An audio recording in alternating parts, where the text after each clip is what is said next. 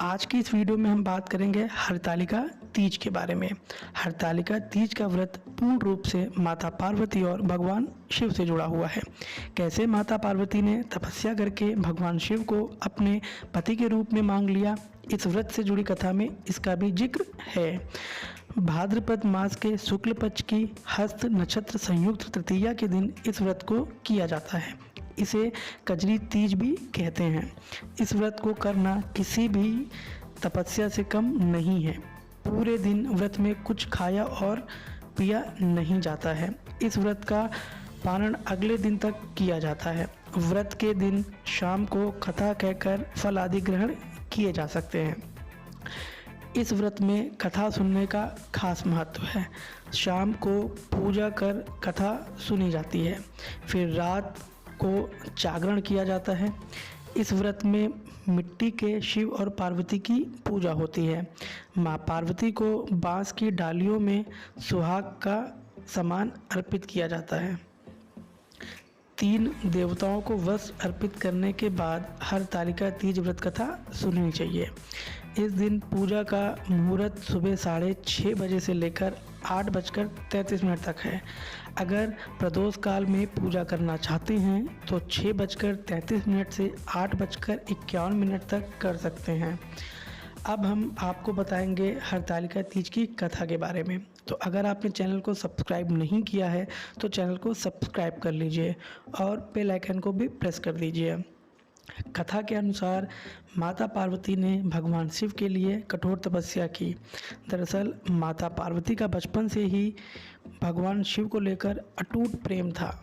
माता पार्वती अपने कई जन्मों से शिव को पति के रूप में पाना चाहती थी।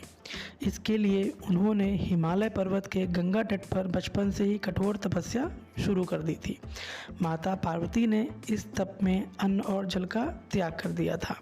खाने में वे मात्र सूखे पत्ते चबाया करती थी। माता पार्वती की ऐसी हालत को देखकर उनके माता पिता बहुत दुखी हो गए थे। एक दिन देवर्षि नारद भगवान विष्णु की तरफ से पार्वती जी के विवाह के लिए प्रस्ताव लेकर उनके पिता के पास गए। माता पार्वती के पिता और माता उनके इस प्रस्ताव से बहुत खुश हुए। उसके बाद उन्होंने इस प्रस्ताव के बारे में माँ पार्वती को सुनाया। माँ पार्वती इस समाचार को पाकर बहुत दुखी हुई, क्योंकि वे अपने मन में भगवान शिव को अपना पति मान चुकी थी। माता पार्वती ने अपनी सखी को अपनी समस्या बताई। माता पार्वती ने यह शादी का प्रस्ताव ठुकरा दिया। पार्वती जी ने अपनी एक सखी से कहा कि वह सिर्फ भोलेनाथ को ही पति के रूप में स्वीकार करेंगी। सखी की सलाह पर पार्वती जी ने घने वन में एक गुफा में भगवान शिव की आराधना की।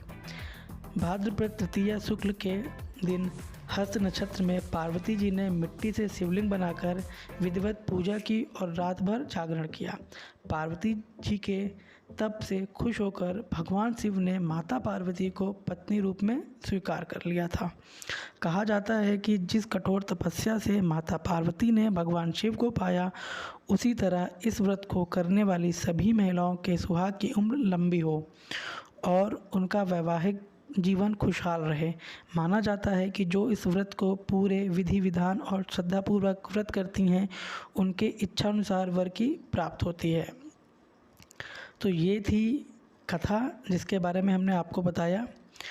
आपको वीडियो अच्छा लगा हो तो वीडियो को लाइक करिए, चैनल को सब्सक्राइब कर लिए और लोगों के साथ शेयर करिए। ओम नमः शिवाय।